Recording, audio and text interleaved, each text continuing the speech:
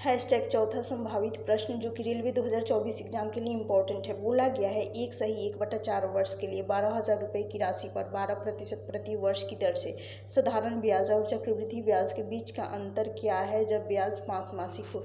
तो सबसे पहले रेट की बात की जाए। यहाँ पर ये 12% प्रति वर्ष का है। प्रति वर्ष यानी प्रत्येक वर्ष। और एक वर्ष में कितना मंथ होता है? एक वर्ष में होता है 12 मंथ। ध्यान रखना, एक वर्ष में। तो अब इस 12 मंथ को 12% के बराबर कर लेंगे। तो एक मंथ का यहाँ से कितना जाएगा? एक मंथ का आएगा 12% बटा का 12 मंथ, ये वाला डिवाइड कर देंगे इससे। क्या पूछा गया है? ब्याज 5 मासिक निकालना, यानी हमें 5 मासिक निकालना है, तो इसलिए 5 का मल्टीप्लाई यहाँ पर कर देंगे। 12 से 12 चल जाएगा। तो अब रेट यहाँ से कितना आ जाएगा? रेट यहाँ से आ जाएगा 5 इंटू परसेंटेज भी है तो 5 इंटू परसेंटेज, तो यहाँ से 5% रेट आ गया। अब टाइम की बात की जाए, कितना है टाइम? एक सही 1/4 है। तो 4 एकम 4 मल्टीप्लाई होगा, यहाँ पर ऐड होगा, तो यहाँ से कितना आ जाएगा? 5/4। 5/4 ये देखना वर्ष में है, यानी प्रत्येक वर्ष का निकालना है, तो यहाँ पर 12 का मल्टीप्लाई कर देंगे 12 मंथ का। 4 से काटेंगे तो 4 तिया 12, यानी यहाँ से कितना आ जाएगा? टाइम आ जाएगा, देखिएगा टाइम आ जाएगा 15 मंथ। तो अब इस 15 मंथ में कितना स्लॉट बनेगा? देखिएगा 5 माह का 3 स्लॉट बनेगा। 5 मंथ,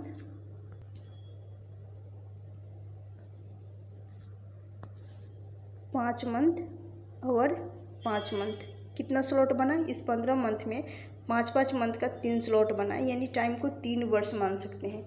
टाइम कितने वर्ष मान सकते हैं? 3 वर्ष माना जा सकता है। क्लियर? क्योंकि मासिक 5 मासिक लिया जा रहा है, तो 3 स्लॉट बन रहा है। अब इसमें मल्टीप्लाइंग फैक्टर लगा देंगे। प्रिंसिपल ये कितना दे रखा है? 12,000 रुपये है। कितना? 12,000 रुपये। इस 12,000 रुपये का क्या करेंगे? 5% निकालेंगे। कितना है? 5%। 5% परसेंटेज है तो बट्टा में 100 आ जाएगा। शून्य से ये दोनों शून्य चले जाएंगे। यहाँ पर 12,000 है तो 3 जीरो रहेगा। 2 शून्य से शून्य चला जाएगा, 12×5 = 60। क्लियर? 60 हो गया और एक जीरो है, यानी 600। अब इस 600 का 5% निकालना है, यानी 5/100 कर लेंगे। शून्य से शून्य चला जाएगा, अब यहाँ से आ जाएगा 30। कितना आ जाएगा? यहाँ से 30 आएगा।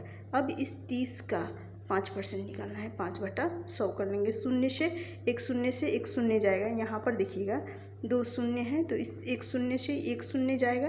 तो अब यहाँ से 3×5 = 15 आएगा। लेकिन क्या ध्यान देना, 15 आएगा, बटा में 1 जीरो है, तो एक अंक छोड़कर दशमलव लग जाएगा।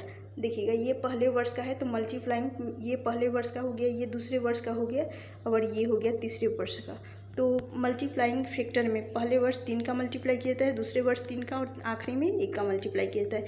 यहाँ से कितना आ जाएगा? यहाँ से 1800 आ जाएगा, यहाँ से 1800, यहाँ से 90, और यहाँ से आ जाएगा 1.5।